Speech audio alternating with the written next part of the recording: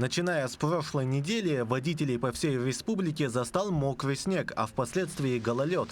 Для некоторых водителей это стало испытанием, но большинство было готово еще с наступлением первых холодов. Я уже давно переоделся, переобулся, уже был готов. Уже, когда первый снег был, тогда сразу уже переобулся. Как всегда, здесь же Якутия, всегда снег. Текущая дорожная обстановка требует от всех участников движения повышенного внимания, осторожности и готовности к непогоде. При гололеде у машин значительно увеличивается тормозной путь, поэтому инспекторы ГИБДД рекомендуют сменить стиль вождения. Когда-то в жизни бывало и такое. По крайней мере, водительские навыки позволяли справляться с такой ситуацией. У меня стоит зимняя резина, хорошая достаточно, поэтому гололед, он, конечно, проблема, но не настолько страшен, как для тех, кто не подготовленные.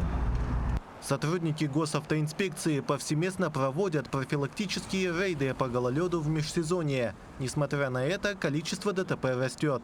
Всего с начала года произошло 622 дорожно-транспортных происшествия, в которых 72 человек погибли и еще 792 получили травмы.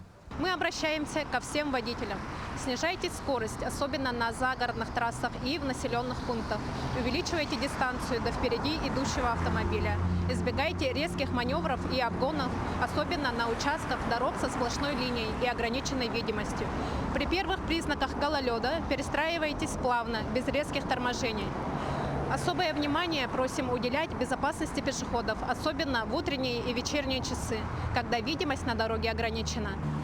Госавтоинспекция отмечает, что особое внимание при гололедице стоит уделять безопасности пешеходов, особенно в утренние и вечерние часы. Взаимное уважение всех участников дорожного движения сделают перемещение более безопасным и комфортным.